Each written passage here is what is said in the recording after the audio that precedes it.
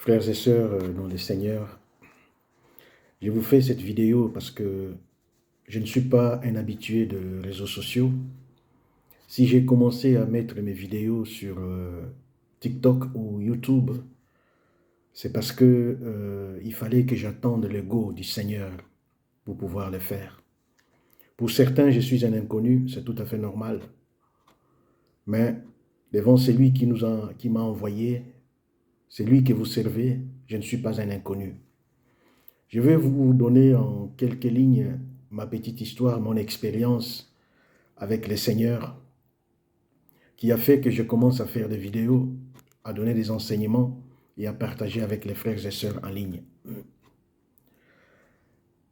Je ne vais pas donner d'abord mon témoignage qui est vraiment long, mais je vais commencer à dire, à partager avec vous les jours où le Seigneur m'a visité personnellement dans ma chambre. Le 1er janvier 2023, vers 15 heures, le Seigneur m'a appelé à évangéliser sa parole. Il m'a demandé à apporter aussi la lumière dans ma propre famille, car je viens d'une famille compliquée. Ensuite, il m'a interdit formellement, je dis bien formellement, de mélanger avec d'autres dieux. Vous comprenez de quoi je parle. Alors quand il m'a appelé, je lui ai dit, j'ai prié, j'ai dit, Seigneur, là où tu m'envoies, c'est un terrain qui est trop glissant. Tu as toi-même dit que nous sommes dans le monde, mais nous ne sommes pas du monde. Donne-moi les armes qu'il me faut, pour aller au front. Parce que c'est un combat là où tu m'envoies. Tu m'envoies au milieu des prédateurs et j'aurai besoin de ta protection. J'aurai besoin de tes armes et de tes munitions. Parce que je suis un soldat dans un champ de bataille. Tu m'as appelé à te servir.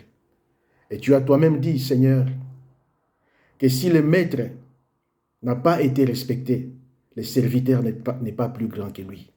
Donne-moi tes armes. Bien-aimés, frères et sœurs, le Seigneur, il est fidèle. Et il me répondra, il me dit, tu n'as pas d'autre arme à prendre que ma parole. Ma parole est ta seule arme. La Bible que nous avons, c'est l'arme que le Seigneur nous a donnée. C'est la seule arme qu'il nous a donnée, c'est sa parole. Alors, pendant tout ce temps, le Seigneur était en train de m'enseigner. Et chaque fois quand il m'enseignait, je mettais toujours par écrit, dans un cahier, tout ce qu'il me disait. C'est le 8 février, le Seigneur m'a visité.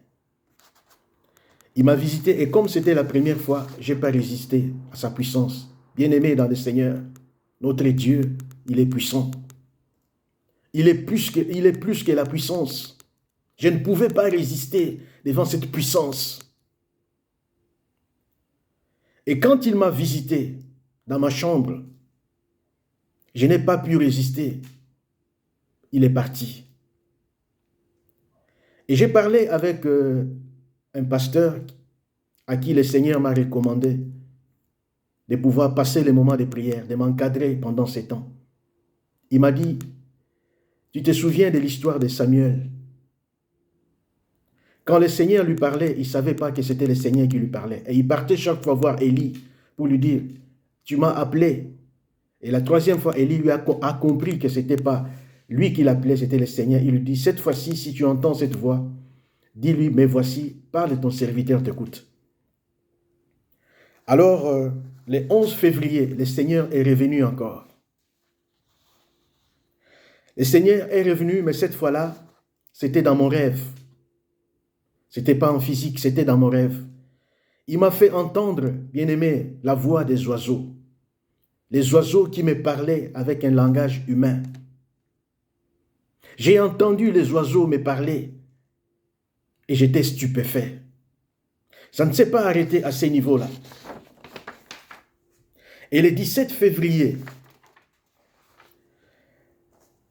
entre 21h et 22h, comme j'ai l'habitude de prier toujours avec ma femme, j'ai fini ma prière et je me suis allongé sur mon lit. Pendant que je cherchais mon sommeil pour dormir, il y avait la présence de Dieu dans ma chambre. J'ai senti une présence dans ma chambre qui remplissait la chambre. Après, j'ai senti qu'il y avait des mains qui me touchaient. Ces mains, quand ils me touchaient, il y avait une puissance qui me traversait dans tout le corps. Mais je ne pouvais pas les regarder. Et me rappelant ce que le pasteur m'avait dit, j'ai commencé à dire merci Seigneur. Mais merci Seigneur ne sortait pas très bien. C'est comme si je bégayais, je balbutiais comme un enfant. Et merci Seigneur. Mais j'avais peur de regarder sa face parce que je me disais que quand on lit dans la Bible, on dit si tu vois la face du Seigneur, tu ne peux plus vivre.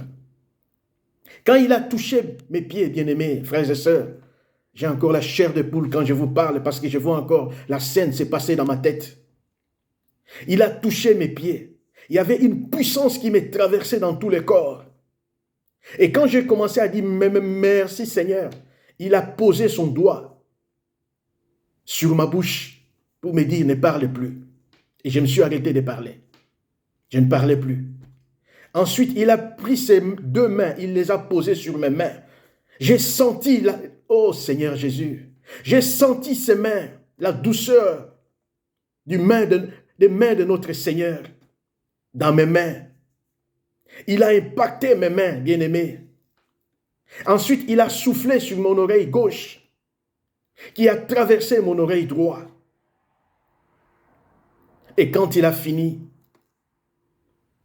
il a pris ma couverture, il m'a couvert. Comme un parent, une maman ou un père qui couvre son enfant qui veut dormir avec beaucoup d'amour. Et depuis tout ce temps-là, après tout ce temps, le Seigneur m'a toujours enseigné.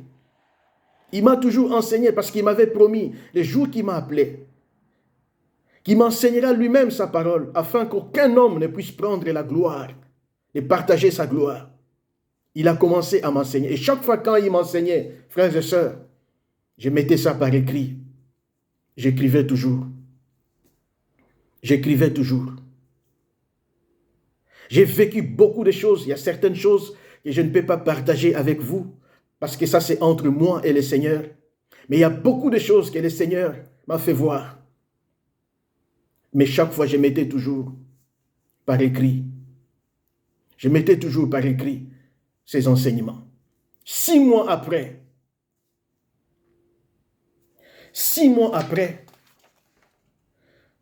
le 8 juin dernier, c'est là où il viendra me dire, c'est le moment que tu commences à prêcher ma parole. Il m'a donné le go.